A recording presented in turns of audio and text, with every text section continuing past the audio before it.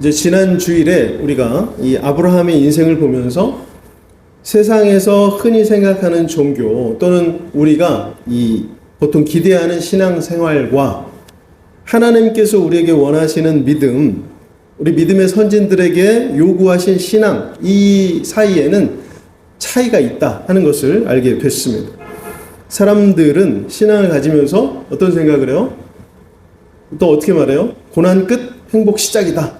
이런 기대를 합니다. 그런데 그렇든가요? 우리가 지금까지 이렇게 믿음으로 살아왔잖아요. 믿음의 삶이 시작되면서 여러분은 아무 일 없이 어떤 어려운 일 없이 만사형통이고 또 풍성하고 기쁜 일만 그렇게 있었습니까? 아니 그렇다면서요. 예수를 믿으면 형통하고 풍성하고 기쁨의 삶이라고 바로 당신이 제가 말했잖아요. 이렇게 생각하실 수 있습니다. 그런데 아브라함이 보여줬어요. 하나님을 믿고 그 길을 시작했더니 어떻게 했다고요? 버리고 내놓고 바쳐야 했습니다. 그런 상황들을 계속해서 만나게 됐어요. 그것도 좀 한 번에 다 하고 그 다음으로 넘어가면 좋을 것 같은데 어떻게 했습니까? 하나씩 하나씩. 이제 좀 잊을만 하면, 안정될만 하면 하나님은 또 새로운 삶, 더 높은 수준 이거를 요구하시는 것입니다. 삶의 터전을 떠나래요. 또 다 늙어서 희망 없는 중에 인간적인 방법으로 얻은 아들 있잖아요. 이스마엘. 이 아들을 내보내라고 그렇게 말씀하셨습니다. 뿐만 아니죠. 정말 이 기적 같은, 아니 그냥 기적 그 자체죠. 이삭을 얻었잖아요. 복을 잇고 민족을 이룰 거라고 기대한 그 아들. 근데 하나님은 내 손으로 그 생명을 거둬라, 바쳐라 이렇게 하는 요구를 하나님이 하시는 겁니다. 그냥 하나 다음에 하나 이렇게만 있어도 어려운데 하나 다음에 더 어렵고 고통스러운 하나 이것을 이제 요구받으니까 그게 얼마나 힘듭니까? 포기하고 싶지 않겠어요? 사실 우리 같으면 이 중에 하나도, 저 같으면 이 중에 하나도 아마 제대로 하지 못하고 평생을 하나 붙들면서 망설이고 주저하다가 그렇게 보냈을지도 모르겠습니다. 그러나 그런 상황을 만나면 하나님이 원하시는 길로 선택하고 또 가는 것, 이제 이게 바로 믿음인 것이죠. 아브라함을 통해서 그거를 이제 우리에게 가르쳐 주시는 거예요. 또 이제 그 지난주에 본 마가는 어땠어요? 조금 이렇게 돌아서 가긴 했지만 결국은 어떤 길이 자기가 가야 되는 믿음의 길인지 이것을 알고는 이제는 바울이 인정한 그런 믿음의 소유자가 됐습니다. 당연히 이제 그 부유한 집의 아들로 볼 때는 더 편하고 더 안락한 삶이 있었는데 이걸 뒤로 한 그런 결정했으니까 어때요? 세상의 기준으로만 보면 더 좋았을 리가 없고 더 편했을 리도 없죠. 이방 땅을 계속해서 오직 이 두 다리로만 걸어서 돌아다녀야 했습니다. 가는 곳마다 환영하지 않는 사람들을 또 만나야 했어요. 그리고 때로는 목숨의 위협까지 받는 것, 이것이 어떻게 편한 삶이겠어요? 그러나 마가는 그 길을 선택한 후에는 계속해서 그 길로 간 것입니다. 그러면 도대체 왜 이 성경에 이 많은 사람들, 또 역사 가운데 보는 우리 이 신앙의 많은 선배들, 왜 이 더 어렵고 힘들어지는 길을 걸어갔을까? 그런 상황에서도 믿음을 가질 이유라는 게 대체 뭘까? 지난 몇 주간 우리가 이제 함께 봐왔는데 아마 이 주제로 고민과 갈등의 시간을 보내신 분도 있을지 모르겠습니다. 저도 계속 이 주제로 생각하고 또 말씀을 보고 묵상하고 그렇게 했습니다. 그래서 이제 오늘 다시 이 주제를 생각해 볼 건데, 이제 마지막으로 볼 건데 오늘 먼저 우리가 생각해 볼 것이 있어요.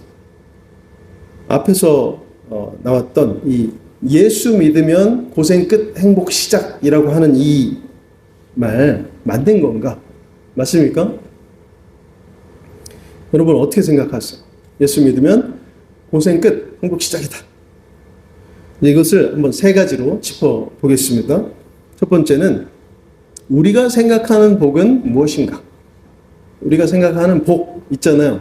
그거는 도대체 뭔가? 우리가 이제 보통 복이라고 하면 제가 몇 차례 말씀드렸지만 플러스를 생각하는 거, 플러스. 그죠? 뭐 물질이든지 가치든지 간에 내 인생에 보탬이 되고 더 편해지고 더 안정을 주는 것들, 이것을 이제 복이라고 생각한다는 것입니다.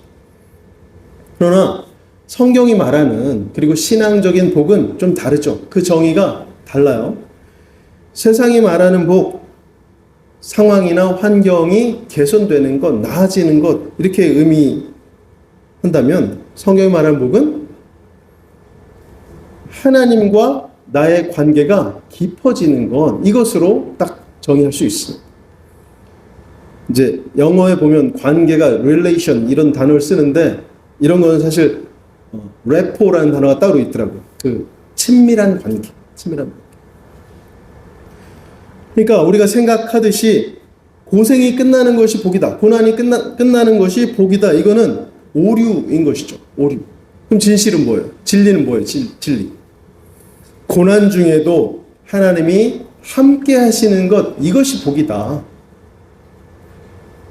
한번 생각해 보세요. 아브라함이 그 이삭을 바치러 가는 3일길, 모리아산으로 가는 그 3일길 동안에 얼마나 힘들고 아픈 길입니까?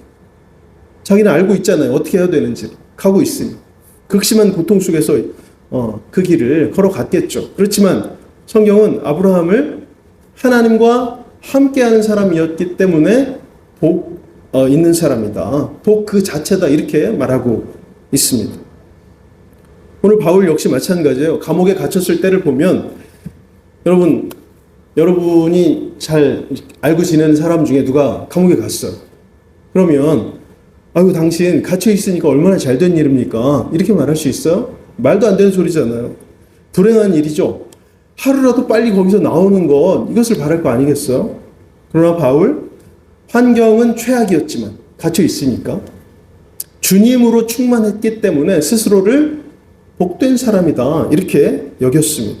그러니까 막 찬양이 나오는 거 아니겠어요? 감옥에서도. 두 번째 짚어볼 건 뭐냐면, 고난은 속히 사라져야 된다. 내가 믿으면 그렇게 될 것이다. 믿으면 고난은 사라질 것이다. 많이 이렇게 생각하죠.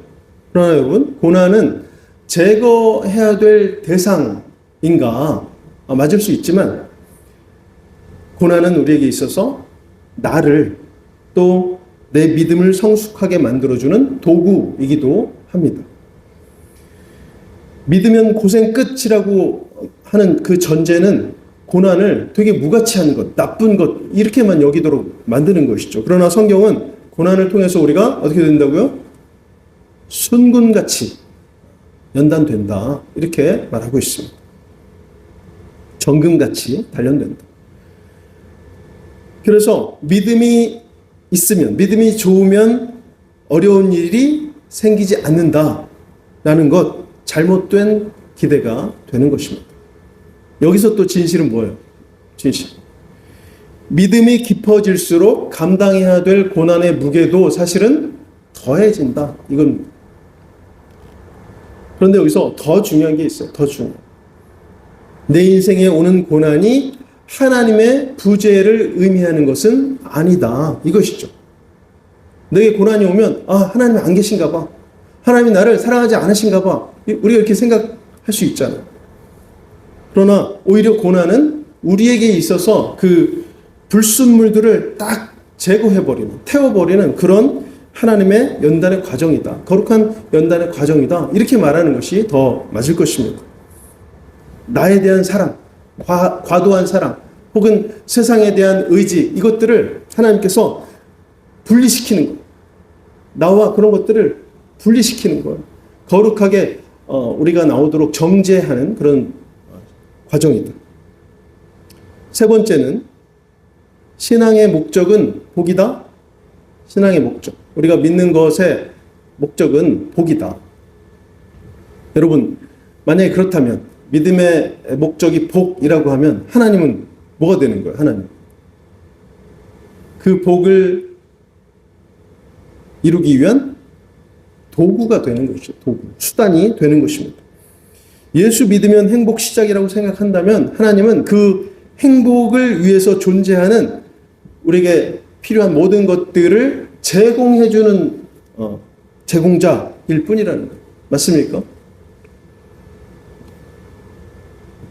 많은 사람들이 흔히 이렇게 말합니다. 내 삶을 편하게 해줄 것 같아서 그래서 내가 하나님을 믿는다. 내 삶을 편하게 해줄 것 같아서. 마음의 편안함을 위해서 예수를 믿는다. 아니죠. 하나님이 내 삶의 주인이시기 때문에 비록 힘들지라도 나는 그분만을 신뢰한다. 하나님만을 믿는다. 이렇게 말해야 정답인 것입니다. 이 아브라함의 믿음이 증명된 그 지점이 언제? 아브라함의 믿음이 딱 증명된 때가 언제? 이삭을 다시 받았을 때? 아니죠. 그때가 아니라 이삭의 생명을 직접 거두려고 했던 그때. 그러니까 믿음으로 볼 때는 순종의 그 순간, 이때 아브라함의 믿음이 증명됐습니다. 여러분, 그러니까 믿음의 목적은 나의 행복이 아니라 하나님의 영광입니다. 그분의 뜻이 내 삶에 이루어지는 것, 이것이 믿음의 목적이라는 사실을 분명히 우리가 기억할 수 있길 바랍니다. 이 가장 중요한 믿음의 대전제가 흔들리면 안 되겠죠. 어떻게 보면 참 역설 같지만 반대되는 하늘의 법칙이 그렇습니다. 하나님께서 그렇게 정해 놓으셨고 성경은 하나님의 뜻이 그런 것이라고 계속해서 우리에게 말씀하고 있습니다. 믿음의 길은 세상적으로는 더 힘들어질 수 있지만 그 안에서 누리는 참된 기쁨, 이것은 이전과 비교할 수 없다. 더 크다. 이제 오늘 사도 바울이 본문을 통해서 왜 우리가 이 고단한 믿음의 길을 끝까지 걸어가야 하는지 이유를 가르쳐 주고 있는데 이거를 보도록 하겠습니다. 5절 말씀, 오늘 5절 말씀 함께 봅니다. 5절 시작. 우리가 마게도냐에 이르렀을 때에도 우리 육체가 편하지 못하였고 사방으로 환난을 당하여 밖으로는 다툼이요 안으로는 두려움이었노라. 지금 바울이 마게도냐를 막 돌면서 선교하는 중이잖아요. 근데 여기서 지금 자기 그 상태를 아주 솔직하게 고백하고 있는 거예요. 육신은 나와 선교하는 우리 팀은 육신은 쉬지 못했고 사방으로는 환난이 우리를 둘러싸고 있고 밖으로는 싸움을 해야 되고 안으로는 두려움도 있다.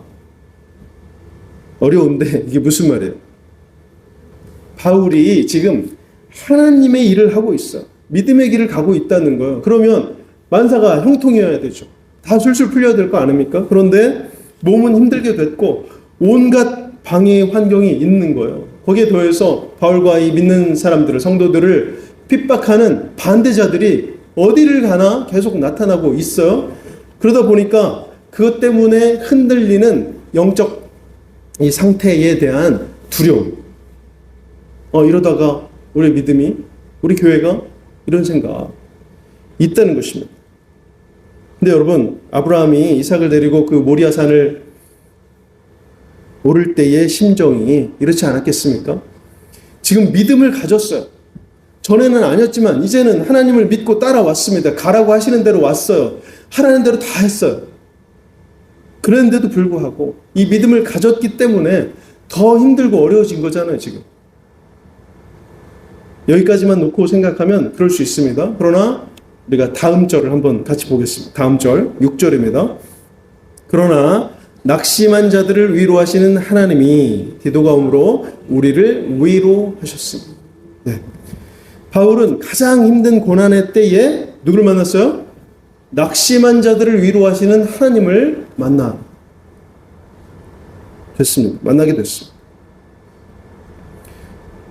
아브라함이 칼을 들었을 때 아브라함아 하나님께서 부르시면서 양을 준비해 놓으셨잖아요. 여호와 이레의 하나님을 만나게 됐습니다. 바울에게도 이 고통의 순간에 위로의 하나님이 찾아오셨습니다. 역사하신 거예요.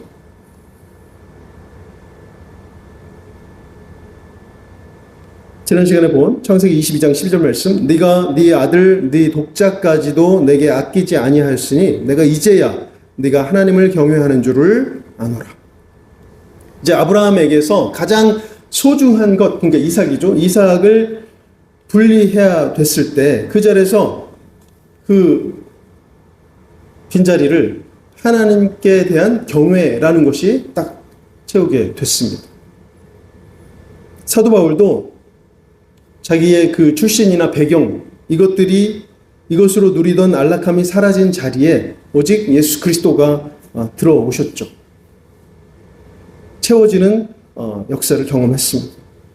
여러분, 우리가 믿음을 가져야 할 이유, 이것은 우리에게 고난이 없을 거기 때문이 아니라 이 고난보다 더 크신 하나님의 위로를 직접 경험하는 유일한 길이 바로 이 믿음이기 때문에 그렇습니다.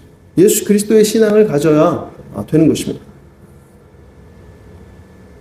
그러니까 우리가 겪는 고난과 어려움이 있다면 그것은 내가 잘못 살아서 온 게 아니에요. 바른 믿음의 길을 걸어가는 중에 만나는 성숙의 단계라는 증거인 것입니다. 아니요, 안 믿는 사람 보지 마세요. 우리 믿음의 길을 보면 되는 것입니다. 오늘 본문에서 가장 중요한 구절이라고 제가 생각되는데 10절 말씀을 함께 보겠습니다. 10절 시작.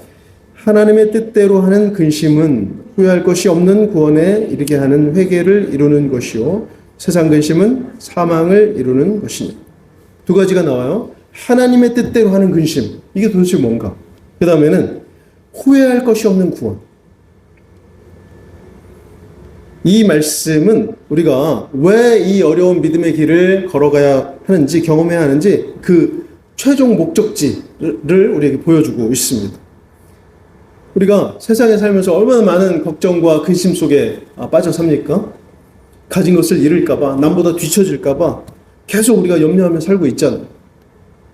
그러나 그 끝은 뭐라고요? 오늘 말씀에 죽음이래요, 죽음. 얼마나 허무해요. 그러면 하나님의 뜻대로 하는 근심, 이것은 뭘 의미하는 건가? 이제 아브라함으로 말하면 모리아산에서 하나님과 대면하는 거잖아요.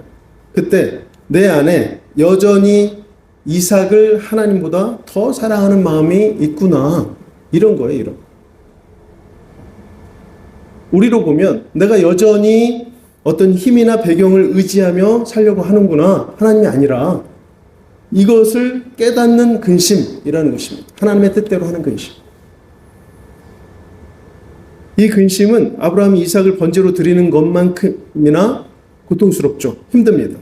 그러나 이 과정을 통해서 우리 안에 자아가 죽는 거예요. 예수 그리스도가 살아나는 것입니다.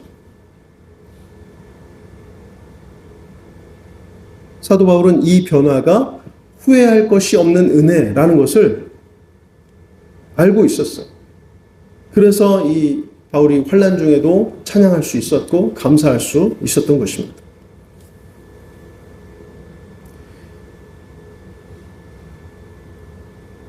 그래서 우리가 오늘 결론이 한 줄로 나올 수 있어요. 믿음을 가질 이유는 내가 기대하는 결과 때문이 아니라 바로 하나님 때문입니다. 이렇게 4절을 함께 보겠습니다. 4절 시작.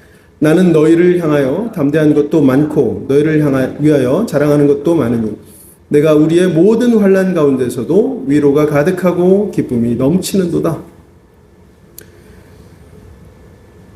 여러분, 신앙을 가지면 세상이 기대하는 것과는 다르게 어떤 세상의 종교를 믿는 많은 그 무리들이 기대하는 것과는 다르게 삶이 더 힘들어질 수 있습니다. 아브라함처럼 소중한 것을 내놔야 할 때가 있고 바울처럼 사방으로 우겨쌈을 당할 수도 있는 거예요. 그러면 우리가 어떻습니까? 참 실망스럽잖아요. 실망이 돼요. 내가 이러려고 예수를 믿는 게 아닌데. 네, 여기서 끝이라고 하면 실망해야죠. 빨리 다른 데를 찾아가야 될 겁니다. 그게 맞을 거예요. 그러나 바로 이 지점에서 우리는 세상이 줄 수 없는 두 가지를 얻게 된다. 이것을 우리가 분명히 기억해야 되겠습니다. 첫 번째는 뭐냐면 하나님의 마음이에요. 하나님의 마음.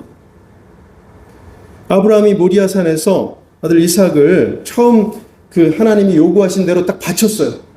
그리고 집으로 돌아갑니다. 그러면서 평생을 고행처럼 사는 거예요. 그게 맞습니까? 그렇게 사는 게 믿음이에요? 아니죠. 아브라함이 믿음의 순종을 보일 때 하나님 어떻게 하셨어요? 그 아들의 생명을 보존해 주셨어요.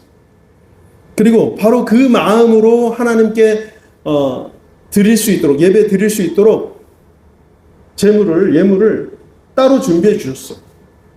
어쩌면 그럴 줄 알고, 아브라함이 그럴 줄 알고 준비해 두신 것일 수 있죠.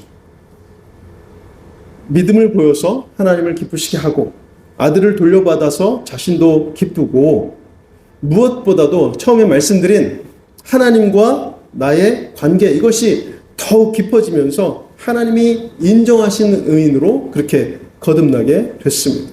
아브라함은 가장 큰 기쁨과 만족을 누리는 인생으로 그렇게 성장한 것입니다. 우리도 고난 가운데서 나를 위해 양을 준비해 주시고 또 나를 위해 그 아들을 내어주신 여호와 이레 그 하나님의 마음, 사랑 알게 될 것입니다. 다른 목적을, 다른 기대를 버리고 하나님만 바라보는 그런 우리가 되기를 바랍니다. 어떻게 갚아주실까? 우리에게 내가 이렇게 믿음으로 사는데 어떻게 갚아주실까? 무엇으로 갚아주실까? 이것을 생각하기 전에 먼저 나를 보시고 함께 하시는 하나님, 나의 하나님을 우리가 생각하는 것, 그것이 믿음입니다.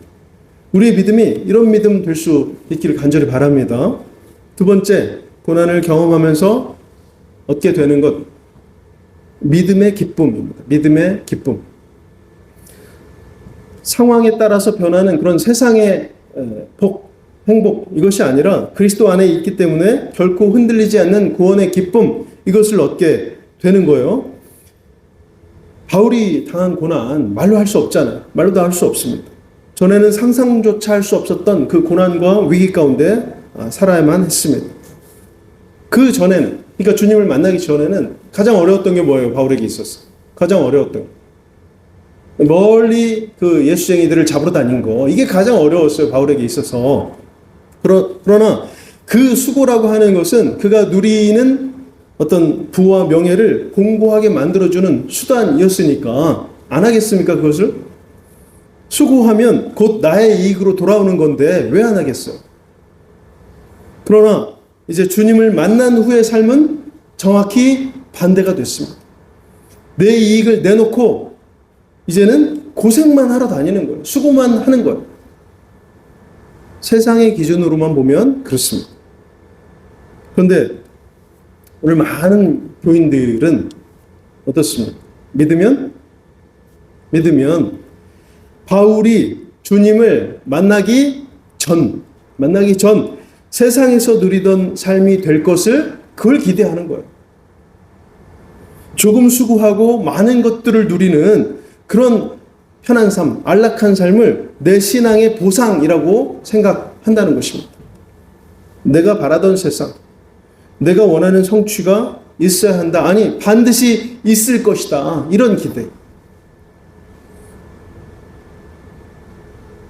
그러나 여러분, 우리는 바울의 이 후반부의 삶을 생각해야 됩니다. 우리가 물론 바울처럼 똑같이 살 수 없겠죠. 하나님도 그걸 잘 알고 계세요. 그래서 우리가 감당할 만한 고난을 우리에게 허락해 주십니다. 결국 믿음이라고 하는 것은 나를 의지하던 혹은 세상을 의지하던 그 불행한 인생에서 하나님을 의지하는 영광스러운 인생으로 변화되는 과정이다. 이렇게 말할 수 있겠습니다. 이 과정이 비록 힘들고 어려울지라도 그 끝은 뭐예요? 오늘 말씀에 나오는 대로 후회할 것이 없는 구원입니다. 바꿔 말하면 영원한 생명이 되는 것이죠. 이게 하나님께서 믿는 자들에게, 우리에게 하신 약속입니다.